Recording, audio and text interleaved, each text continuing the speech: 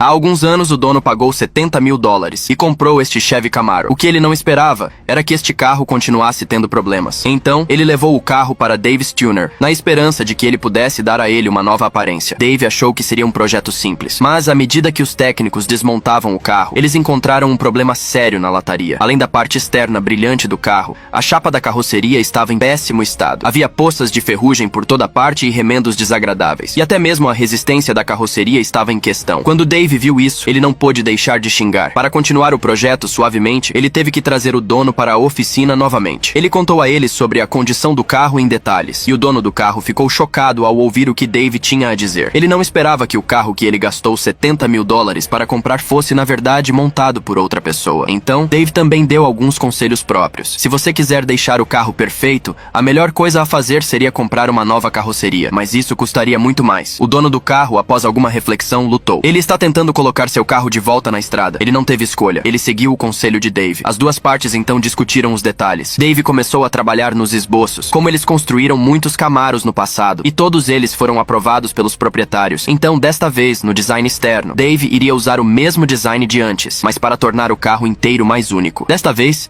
ele vai se concentrar no esquema de cores do carro, para criar uma sensação de idade do carro. O interior e as linhas da carroceria foram pintados de azul claro. No exterior do carro, Dave escolheu um esquema de cores preto, e para uma mudança de design. Desta vez, até os para-choques também serão pintados de preto. Dave acredita que, com este esquema de cores, este será o Camaro mais legal que a fábrica já produziu. Entrando na oficina, a nova carroceria está pronta para ir. Os mecânicos estão prestes a começar uma revisão completa. O chassi e a carroceria foram substituídos. Então, há muitas diferenças estruturais entre eles, para combinar os dois perfeitamente. Os técnicos têm que combinar a forma do chassi para criar uma nova parte inferior, uma vez que a parte inferior foi modificada. O próximo passo é a travessa traseira.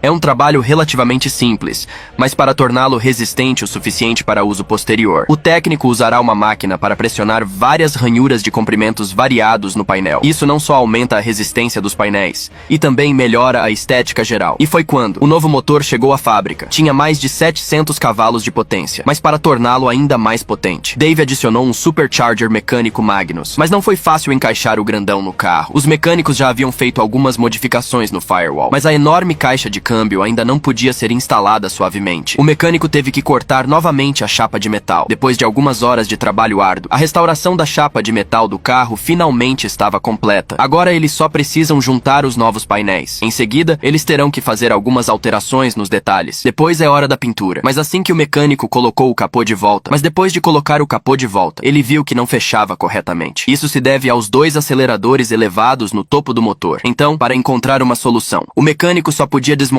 primeiro e compará-los com o espaço dentro da cabine, para ver se eles poderiam ser reinstalados com algumas modificações. Mas depois de muito trabalho, o técnico ainda estava perdido. Enquanto todos estavam perdidos, Dave chegou a tempo. Após uma breve reflexão, ele chegou a uma solução para não destruir a integridade estrutural do capô. Ele decidiu mover as duas posições intermediárias do acelerador para os lados do motor e para garantir que houvesse ar suficiente no motor. Dave também projetou duas entradas no topo do capô, com uma solução em mãos. O mecânico começou a trabalhar imediatamente.